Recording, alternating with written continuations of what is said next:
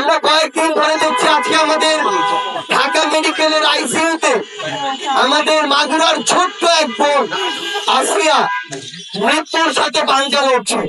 আমরা আমাদের এই অভ্যুত্থানে দেখেছি প্রত্যেকটি মিছিলের সামনের সারিতে আমাদের বোনেরা ছিল, আমাদের মায়েরা ছিল।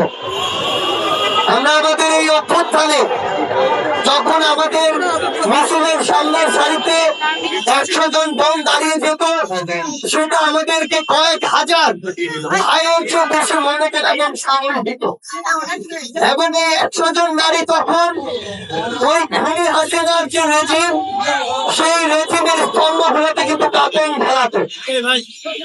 কিন্তু অভ্যুত্থান পরবর্তী সময় যদি আমরা দেখি, আমরা কয়েকদিন ধরে দেখছি আজকে আমাদের ঢাকা মেডিকেলের আইসিইউতে আমাদের মাগুরার ছোট্ট এক বোন আসিয়া মৃত্যুর সাথে পাঞ্জা লড়ছে।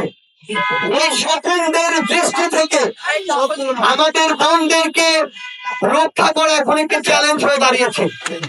আমরা আমাদের জায়গা থেকে ঢাকা বিশ্ববিদ্যালয়ে দেখেছি কিভাবে একজন বোনকে কোন একজন তার মতের উপরে তার বিশ্বাসকে চাপিয়ে দেওয়ার চেষ্টা করেছে এবং তার পোশাকের দিকে সৃষ্টি করে যেভাবে ইচ্ছা কথা বলেছে। এবং এর পরের কনসিকুয়েন্স গুলো আরো বেশি ক্ষতিকর এবং আমাদের জন্য, এই রাষ্ট্রের জন্য, আইন শৃঙ্খলার জন্য আরো বিব্রতকর।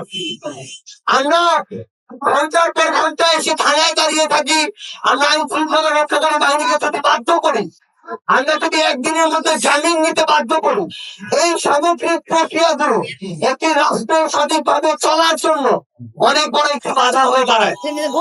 আমরা একটা দিন স্পষ্ট করে আমাদের পার্টির পক্ষ থেকে বলি, রাষ্ট্র এক জিনিস, ধর্ম আরেক জিনিস। রাষ্ট্রকে সকল ধর্মকে ধারণ করতে হয়, সকল চিন্তাধারার মানুষকে ধারণ করতে হয়। এখানে নির্দিষ্ট একটি ধর্মের মানুষ তার যে বিশ্বাস, তার রীতিনীতি, তার প্রথাগুলো চাইলে আরেকটি মানুষ যিনি অন্য ধর্ম বিশ্বাসী তাকে চাপিয়ে দিতে পারে না। আরেকজন মানুষ যিনি কোনো ধর্মেই বিশ্বাসী না তাকেও চাপিয়ে দিতে পারে না। সেই জায়গা থেকে আমাদেরকে বুঝতে হবে যে আমি কোন কথাটি কোথায় বলতে পারবো, কোন পরিসরে এই কথাটি আমি চাপিয়ে দিতে পারবো। রাষ্ট্রকে আমাদের ঘর মনে করলে চলবে না, রাষ্ট্রকে আমাদের মুখ্যস্থ গণ্ডি মনে করলে চলবে না। আমরা আমাদের জায়গা থেকে, আমাদের পার্টির পক্ষ থেকে স্পষ্ট করে একটি অবস্থান জানাই, শুধুমাত্র এই সামাজিক জনপরিসরে নয়, বরং আমরা সোশ্যাল মিডিয়া দেখছি আমাদের রাজপথে আমাদের বোনেরা যখন সামনের সারিতে দাঁড়িয়ে থেকে লড়াই করেছে, তখন তাদেরকে কেউ এভাবে কথা বলতে পারেনি। তখন বরং বিভিন্ন জায়গা থেকে আমরা সমর্থন দেখেছি। কিন্তু সেই বোনেরাই যখন আমাদের রাজনীতির মাঠে আসছে, বিভিন্ন পার্টি যেমন আমাদের পার্টিতে যোগদান করছে, তখন আমাদের এই বোনদেরকে স্পেসিফিক টার্গেট করা হচ্ছে। আমাদের এই বোনদেরকে নিয়ে অনেক মিথ্যা প্রপাগান্ডা ছড়ানো হচ্ছে, অপপ্রচার করা হচ্ছে। সবচেয়ে বড় কথা হচ্ছে, আমাদের এই বোনেরা, এই বাংলাদেশের অর্ধেক নারী, কখনো এমন নয় যে যখন প্রয়োজন আমি ব্যবহার করব, আর যখন মনে করবো তখন তাদেরকে নিয়ে অপপ্রচার চালাবো। আমি স্পষ্ট করে আমাদের অবস্থান জানাতে চাই, আমরা আমাদের বোনেদের এই অভ্যুত্থানে হাসিনার বিরোধী লড়াই যেমন সামনের সারিতে পেয়েছি, আমরা আমাদের বোনেদেরকেও আগামীর রাজনীতিতে পলিসি মেকিং এর সামনের সারিতে চাই। আমাদের বোনেরা আর এই বাংলাদেশের সংসদে কখনো শুধুমাত্র রিপ্রেজেন্টেশন হবে না, তারা তাদের যোগ্যতায় পার্টিসিপেশন করে এসেই সংসদে নারীদের প্রতিনিধিত্ব করবে। আমরা স্পষ্ট করে আমাদের পার্টির পক্ষ থেকে বলতে চাই, আইন শৃঙ্খলা রক্ষাকারী বাহিনীকে, সংশ্লিষ্ট মন্ত্রণালয়গুলোকে এবং এই অন্তর্বর্তীকালীন সরকারকে পুরো বাংলাদেশের প্রত্যেকটি জায়গায়, জনপরিসর থেকে সোশ্যাল মিডিয়ায় আমাদের বোনেদের সেফটি এবং সিকিউরিটি নিশ্চিত করতে হবে। কেউ যেন তার ব্যক্তিগত বিশ্বাস কোনদিন একটি সমাজের গুরুত্বপূর্ণ একটি অংশ কিংবা আমাদের নারীদের উপরে চাপিয়ে না দিতে পারে। এই নিরাপত্তা আমাদের নিশ্চিত করতে হবে। আর তো সামাজিক প্রেক্ষাপট বুঝতে হবে, বাংলাদেশের সামগ্রিকভাবে পরিবেশ কি সেটা বুঝতে হবে।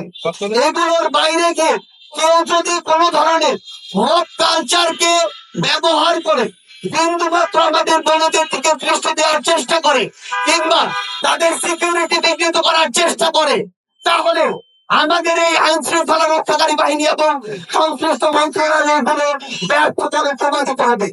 এক্ষেত্রে আমরা আজকের পর থেকে তাদের সুস্পষ্ট অবস্থান এবং অ্যাকশন দেখতে চাই, না হলে বাংলাদেশের জনগণ তাদের জায়গা থেকে এই যে সংশ্লিষ্ট জায়গা সংশ্লিষ্ট মন্ত্রণালয়গুলোকে ব্যর্থ মনে করবে, কিন্তু আমরা এগুলোকে ব্যর্থ হিসেবে দেখতে চাই না।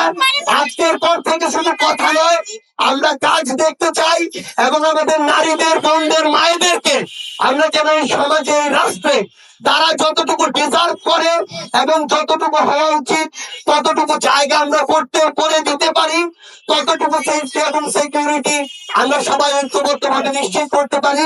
এটা হলো আজকের নারী দিবসের আমাদের প্রতিজ্ঞা। সবার সাথে আবারও দেখা হবে, আমাদের বোনেদের সাথে, নারীদের সাথে আমরা একসাথে কাঁধে কাঁধ মিলিয়ে বাংলাদেশ বিনির্মাণের জন্য লড়াই করব। সে পর্যন্ত সবাই আমরা একসাথে আমাদের বোনেদের পাশে থাকবো।